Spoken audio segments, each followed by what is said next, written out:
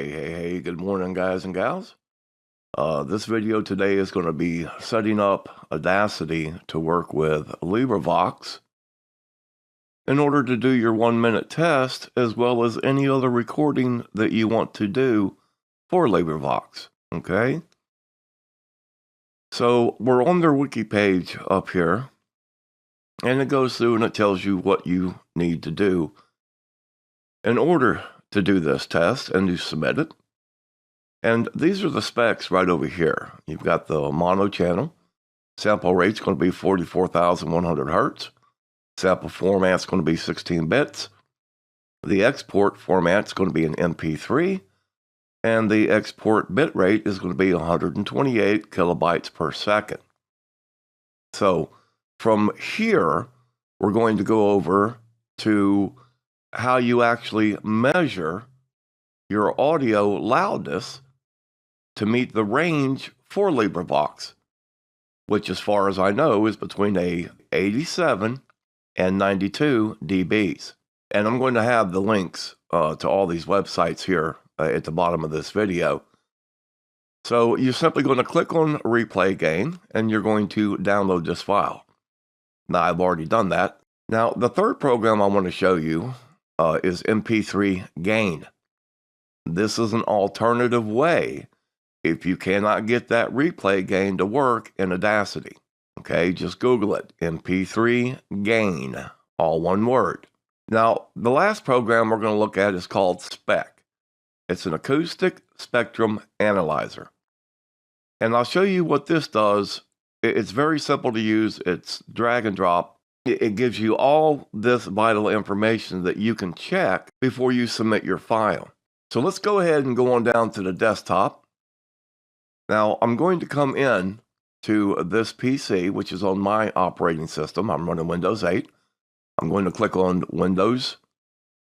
Now, I've got to come down to Program Files. It says times 86. Now, if you run 32-bit programs, this is where you're going to find it. And Audacity is a 32-bit program. And what that means is it will only use 2 gigs of RAM to do processing. That's all that means, okay? So we're going to scroll down here. There's Audacity. We're going to go to Plugins. Now, we don't have to open this. We simply want to take this file we just downloaded, and we're going to drop it right into Plugins. And it's going to ask for administrative authorization. Don't worry about it. Okay, click this off, and we're going to open Audacity. Now, I am running version 2.1.3. The things that I'm going to show you, you must have this version or higher. At this point, I'm going to come up here to where it says Analyze, Add Remove Plugins, and I'm going to click on, and I do not see it. So we're going to look for Disabled. And we're going to look for it here. And there's our replay gain right there. Okay, we're simply going to click Enable. So if we come up to Analyze now, and there is our replay gain. Okay, so what I'm going to do at this point is I'm going to import a file. Here we go, right here. This is the file I'm looking for.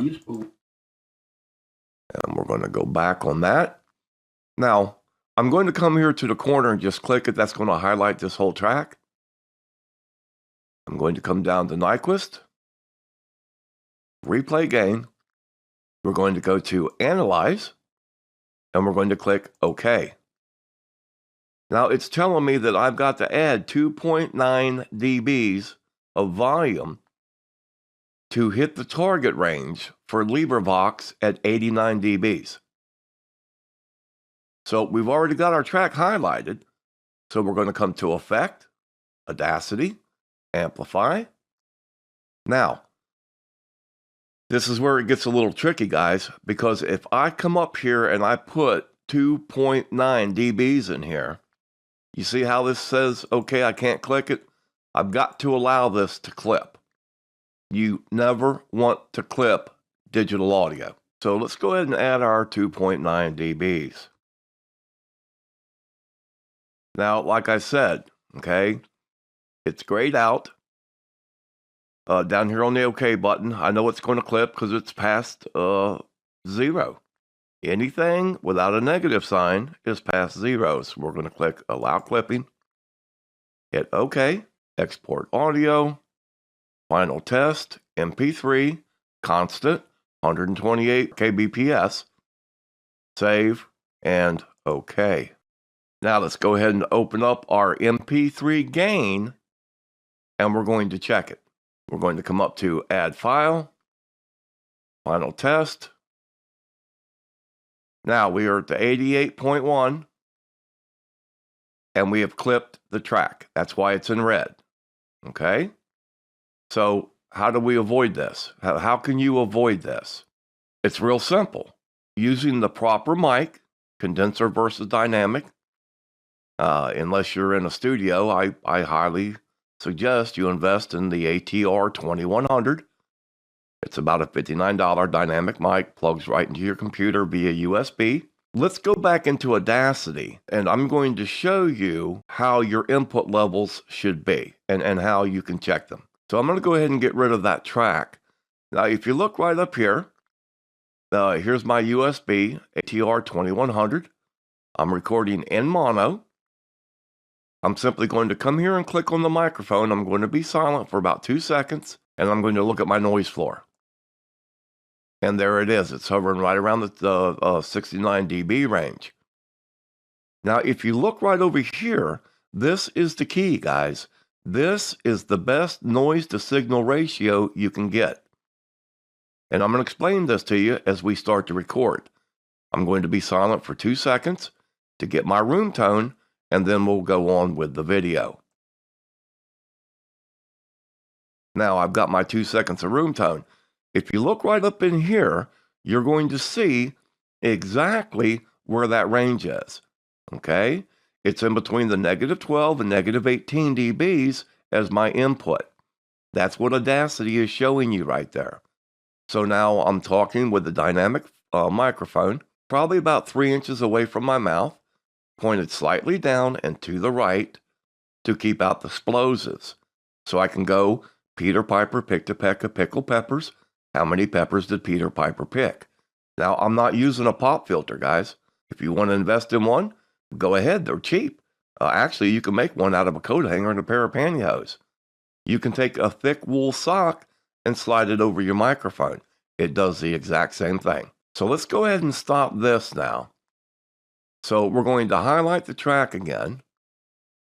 I'm going to come up to Analyze, Replay Gain, hit Analyze. Now see, it's telling me I've got to go a +6 dBs. Remember that number, +6. So I say OK. Now I come up to Effects, Audacity, Amplify. Now you see the number right there that's highlighted? 9.9 dBs. Okay? So I've got plenty of room. Now, and I want to show you this just one more time. We're going to cancel this. We're going to come up to Analyze, Replay Gain, Analyze the track. 6 dBs. I say OK. Effect. Amplify. So now when I put in 6 dBs here, I don't have to have this box checked. It's on the negative side of 0, so I know the audio will not clip. We say OK. I'm going to come up, export the audio. I'm going to call it 123. I'm going to save it at constant bitrate 128, MP3 format, save, and OK. Now let's go back to MP3 gain. All right, we're going to come up, we're going to add the file. We're going to track it, and there I am at 88.6. I am literally 0.4 of a dB off the target range for LibriVox. And that's what it is, guys. It's proper microphone choice. You got to choose the right mic. I'm not talking about spending hundreds of dollars, guys. Like I said, this is a $59 mic. Mic placement. You've got to have it up there close to your mouth as you can get it without distortion. Now here again, it's a dynamic mic. You can do this. You cannot do this with a condenser. And then it's your proper input level between the -12 and -18 dBs. And I promise you, you're going to be recording like a pro. One last check, right? We're going to go back into Audacity and we're just going to see the specs of the file we just created. We're going to come to Analyze, Nyquist, ACX check, and there is our noise floor. Like I said, guys, I'm 12 miles south of Washington, D.C. It's 13 degrees here in Northern Virginia. I've got my heat going. I'm in the direct flight path of Dulles International Airport. I'm on the first floor of a 3-story condo. Above me, there are children playing, and I can hear them. The dynamic mics will not pick this up, and that's the key. So we've met the LibriVox requirements. We're at a -73 on our noise floor, and if you've noticed, we have not even touched the noise removal tool that comes with Audacity. Now, I'm going to make another video for those that may be interested, and I want to show you something. I'm going to bring this file back to the original state, and there it is. Now, I've also created what's called a FX chain, and this is for LibriVox. Apply to current project. Now look at it, okay? And here again, I am not comparing LibriVox to the ACX. This is simply a tool that you can use to check your own technical specs before you upload them to LibriVox. So here we are. Everything's passed. I'm going to say OK. I'm going to export the audio. We'll name it 1234. Same MP3 format, same specs, same everything. Last time, back into MP3 gain. We're going to add this file, and we're going to analyze this track. There we go, guys. All day long, using a dynamic microphone, proper mic placement, and proper input levels. I am 1 dB off the target range with a -1.5 track gain, 0 clips, all day long. All right, take care, God bless, and we are out of here.